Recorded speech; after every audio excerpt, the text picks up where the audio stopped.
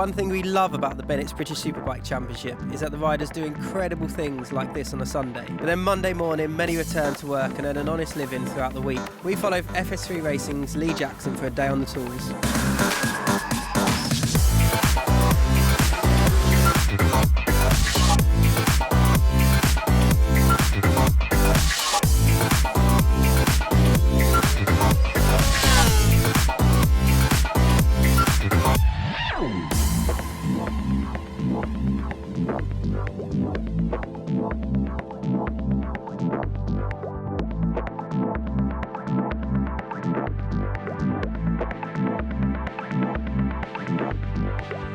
So this is a bit of a contrast from racing a 200 brake horsepower bike yesterday to come in, Monday morning and doing this. Yeah, it's a little bit different. Obviously, waking up on a Monday morning isn't always what, going to work isn't always the first thing on my mind, but, at the moment, working alongside racing hasn't really been too much of a hindrance, but definitely in the near future, I'm definitely going to try and cut as much work out as possible. How long have you been doing plumbing for then? Is it something you had to do, even like early days when you started racing, you have to work during the week and then race the weekend? Yeah, as soon as I left school, I had like the summer holidays still. I managed to blag the 6 weeks off, and then I started working as a plumbing apprentice for Null's projects, and ever since 2012 I've been a plumber now, and to think back it's like 9-10 years nearly. It's crazy really how long I've been plumbing. I think it's really admirable, you're doing, I think I watch you at the weekends and see you do incredible stuff on the superbikes, and then it makes you feel like you're more human, because some of the stuff you do on bikes I think is unreal. So it's I think it's great to see that you've got a normal job, and I guess all the plumbers out there now, they'll be your biggest fans now they know you've got this job. Yeah, that's it. After a race weekend, sometimes you've had a good weekend, sometimes you're bad. So going to work, is either going to make you not think about it, or it's going to make you obviously chat about it a lot more. So coming to work, it definitely gives you the contrast of work, thinking about racing and thinking about work. But for me at the moment, everything seems to be going okay. I think, like you say, a lot of other riders don't work, but at the moment I can manage to keep it working alongside racing, and I've got a good understanding boss which lets me go off here, there and everywhere whenever I need to. Are you ever mid-race and going, did I remember to do that tap up tight enough? Or I hope they're still doing, because you say you work on this site, it's your you own that. Do you ever think, mid-race, I hope they're pulling their weight this weekend? No, it's hard. Like, I know that one weekend I went racing and there was a problem on site, but my boss obviously didn't ring me. We've got a good business to keep it away from, keeping it away from me, because he knows that might put me off. But yeah, the business that my boss has, he's got 10, 11 lads, so he can share the work out as and when, and he still keeps going. You've got to choose one rider to come and help you on site for a week. Who would it be? That's a tough question, that is.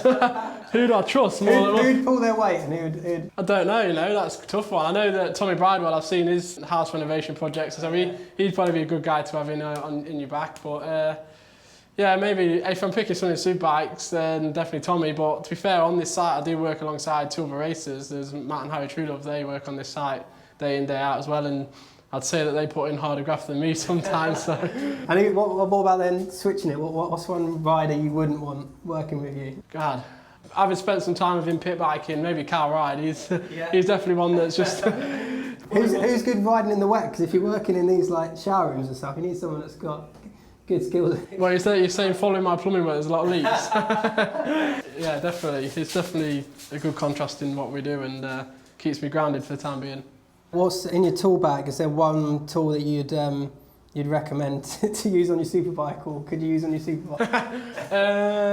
I think I've got a 10mm spanner. That's about as good as it gets. Right. Yeah, that'll be all right. A hammer, yeah, I think a hammer can be used pretty much for it, or fix most bike problems. Well, that's what I found, but I'm not a pro superbike. Hammer, duct tape, and cable ties. There you go. That's all you need. I mean, that's plumbing. Definitely plumbing wise, you definitely do need a hammer every now and again to sort the job out. But yeah, there's not a lot that can switch from bike racing to plumbing. That's for sure. You touched on it earlier, but the highs of a Sunday, you get beaten on the BSB podium, and then Monday morning, if you come back to any real horror jobs that you've had to do, really taking you back down to ground. Yeah, we've had a little issue with underfloor heating before, where I've had to, Monday morning on there on the old big Hilti breaker, breaking up concrete floors, and that was definitely not something I wanted to be doing on Monday. Once you get stuck in, I think it's just a job's a job. Now when you're running the site and you've got to keep the work going, you just got to do whatever comes at you. Pre-season, didn't you have to do some work for Nigel, your BSB team boss? Didn't you crash one of his practice bikes? Yeah, we had a little slip off the first ride out actually this year. I crashed straight away, so that wasn't ideal. So there I was fitting a new sink and water heater at the new team workshop. So yeah, that was probably a costly day for them more than me. But I've done a bit of work for Chris Walker as well at the new Chris Walker Kawasaki shop in Grantham. So I've definitely done my fair share of plumbing work for everyone in the paddock. Have you had anyone notice you when you've come to do a job? Have they gone, I recognise you? And obviously, sometimes I have to go to the building merchants, and there's people that you see in and out of there. There's a guy who I think he built Jason O'Halloran's house. So there's a guy in Lincoln that he spotted me once, and every now and again you do get noticed, and just I think Lincoln being quite a small town, and if they're into bikes, then maybe you're going to get picked out and stuff. So there's definitely a few delivery drivers that come to site that wear racing merchandise. what's that like, Cadwell Park being your home round and being from Lincolnshire, your homegrown talent, so to speak? Can you really feel that buzz when you ride Cadwell? Yeah, the first time that I was there on superbikes, the first year was not really so much like the buzz. I was there, obviously still learning my pedigree and learning the craft, but the year 2016 I went there and I did quite a good strong performance. I crashed out of the race, but that was the first year I really noticed the home crowd that was on my side, and you don't really notice it until you go to your local track, how much support you have. So for me, going to Cadwell, that is something I look forward to, and I don't really see it as pressure, I just see it as like, you've got a lot more support to do well, really.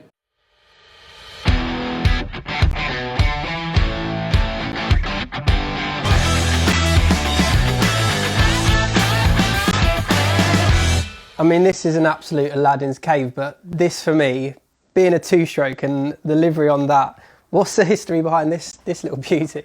Yeah, so 2011 I raced for my own family-run team, and for the final round, this sponsor here, they offered to wrap my bike in full chrome livery, which, as you can see, stands out pretty cool. And for myself and Peter Hickman, actually, in Superbikes, we both had a full chrome wrap for that full weekend, and to this day, she's lasted. So what year was this, and who was in your championship that year? This was from 2011. This was my second year in BSB and on the 125s. It was the likes of Fraser Rogers, I think John McPhee was still in there, Taylor McKenzie. So, a lot of riders that have, gone through the ranks together, was all on these 125 machines. And you said off camera, you was like, I wasn't actually even very good on one of these, but these were like the thoroughbreds back in the day, weren't they? It was a good grounding to sort of start your racing career, I guess. Yeah, for 125s back then, there was quite not a big jump, but there was quite a difference in the engines. There's a thing called a seal kit, and there's like JHA power valves. There's a lot of different engines you could have, and for us, this kit here cost I think about £3,000, and we was trying to compete against the more powerful seal kits that were like £10,000. So for the bike, it looks fantastic, but it wasn't quite the fastest on track, and I think most weekends I was there or thereabouts for the podium, and I didn't quite ever get a full British Championship podium. I was always third or fourth in the British Academy Cup that was back then, so wasn't quite, at the time I wasn't quite winning races, but it definitely taught me a lot of racecraft and what I need to do for the year after. Have you had a go on this recently? Do you reckon you're still fit on it, or give it a go? I think I might have rode it once since I raced it, but I did actually have a go on a proper Motor3 bike since riding this, which was the Scott DeRue's bike from when he raced in British Championship. And compared to this and that, the Motor3 bike was a lot better, but I would get it out and parade it if there was something that wanted to do that. But yeah, it's definitely a nice piece of kit just to keep in the garage. And so you moved from this onto, was it the bike behind you, or in between wasn't there a Triumph Challenge option that you had potentially going? Yeah, so at the end of 2012 it was like I was getting obviously old enough to ride a 600. We got the opportunity to do the Triumph Triple Challenge shootout, myself and Chrissy Rouse actually, and we raced Thruxton with a club race just to, I think, just give the team an idea of how we both got on really. And Chrissy won the ride, and I think he went on to win the Triumph Triple Challenge 2 years later. So that left us for 2012 looking for something ourselves, and luckily Chris Walker was just setting up his Chris Walker Race School, and he come on board and supplied me the bike, and my dad and uncle and my granddad helped me run this bike for that season, and we actually won the championship. And you said this bike's never actually been crashed, which is a rarity for race bikes these days. Yeah, 2012 going on to 600 for the first time, you'd kind of expect a little tip off here and there, but for that season, just everything seemed to click into place, and we didn't actually crash all season. And we did the full British Championship, and I did 2 wildcard events in the European Stock 600 at Silverstone and Magny Cours. So yeah, it was definitely had a tough life, but luckily she never got crashed. So this is your first championship win on this bike, and it's kind of come full circle now. You're an official Kawasaki superbike rider now. That's quite a little bit of romance in that, I think. Yeah, that's it. You know, so to go to Kawasaki that year, I think the first couple of rounds I didn't quite finish, high up in this table, but come round 4 or 5 at Donington World Superbikes, I got my first podium on the bike, and then from there on, really, Kawasaki UK, Ross Burridge, he came on board and helped me get a bit more discount on parts, and then obviously when I finally won the championship, we couldn't quite get the deal to stay on a Kawasaki for 2013, but coming back, in 2018 for the first time, me and Ross chatted about that, and it's good to be back on a Kawasaki brand new bike. I mean, there's just so much kit around here and so many lovely pieces of memorabilia and some of your old kit and stuff, but this is some of your first early days sort of kit when you're first starting out. Yeah, when I was 2 or 3, I used to go to racing with my dad and uncle, and these actually matched what my dad used to race in. He raced on a British Championship 250, and I've got the levers there, and I've got the actual little bodywork up there from my little mini moto that I used to ride around the paddock. So it's obviously following my dad's and uncle's footsteps to race motorbikes. So you've got some lovely bikes in here, some lovely kit. What's one bike or one race bike that you wish you did have in it that you haven't currently got? To be fair, there was, I've rode a BMW Superstock bike and, of the BMW Superbikes. I do think these two are probably the main memories for me because it was kind of a family-run team, but I would still love to have probably, if you could have one of every race bike, that'd be great, I've probably got one of every levers from every year and a helmet as well to match, so eventually one day I can get them lined up. But these are probably the 2 bikes that have started out and, got my racing career going, really.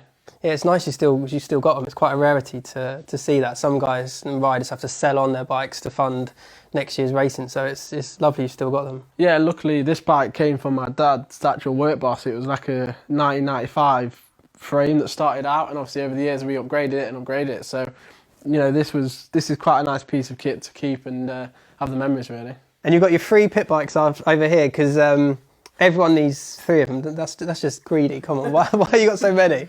The first 2 there, they're actually identical, which started out as one was a bike and one's a rolling chassis, which my granddad bought when I was got into road racing. But then over time I've just done them up, just resprayed them, gone red, gone black, gone everything, and then last season when we obviously had a lockdown, I had this kind of project going, and it basically, the lockdown managed to make me finish it, really. So yeah, it was a bit greedy, and then I have thought about selling one, but not to be, I don't know, there isn't much point in me selling that. They're not a lot of money to buy, and if people come over, they can ride my bikes. I'm not too worried, but yeah, you don't really need 3. Do you see much value in doing the pit biking? I know a lot of riders are doing it, Ovali racing and stuff like that. Do you see it as a good just way of keeping fit and a bit of bike fitness as well? Yeah, when I was starting out on the 600, I used to go pit biking with the likes of Richard Cooper and Barry Ball, and obviously at the time I was 16, 17, and them boys have been racing a few years, so battling with them, it gave me that bit of racecraft, that bit of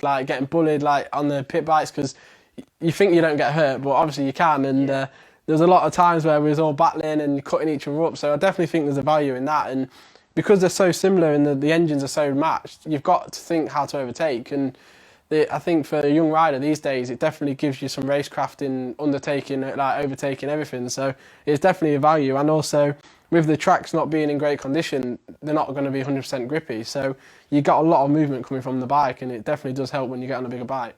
And so from big bikes to little bikes, are these your dad's classic little bikes over here in the corner? Yeah, so this is probably my first actual bike. I started out on mini motos, but wasn't really a fan after flipping them a few times. So that is something that I rode around my granddad's field for quite a few years. Again, this is something my dad's done in lockdown. He just enjoys, stripping down Honda Monkey bikes and rebuilding them and restoring them.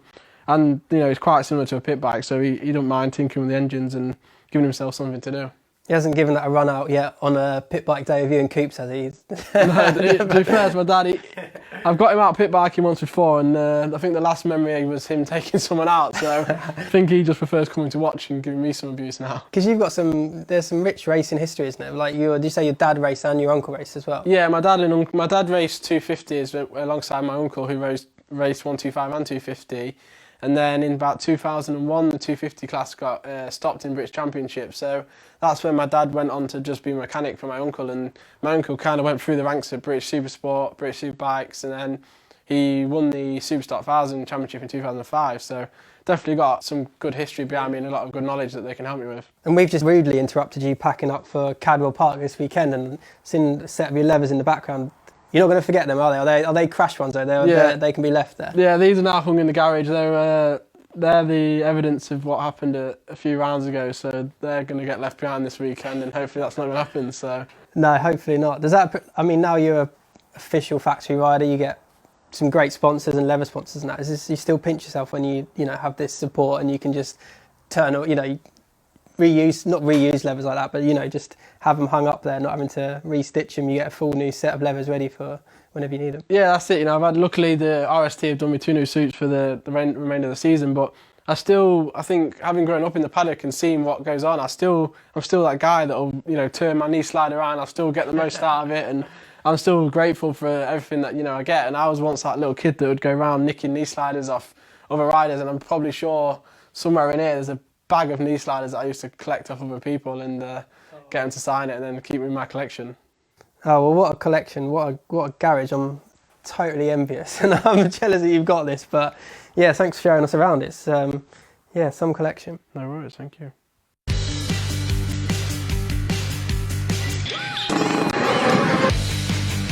Get the chance to show us where to park up on the grid with one of these. You can win a pair of tickets for a race weekend. Win a guided tour down pit lane. You could get to hand out trophies to the race winners. So you can win the opportunity for a track experience lap in this car with us, and the 60-mile-an-hour speed limit does not apply. Find out firsthand what us riders have to say straight after the race. Get the chance to get strapped into one of these for a fast lap. You'll get the chance to get up close and meet us riders. Win an amazing VIP experience for you and your friends. Get closer to the action with Bennetts British Superbikes.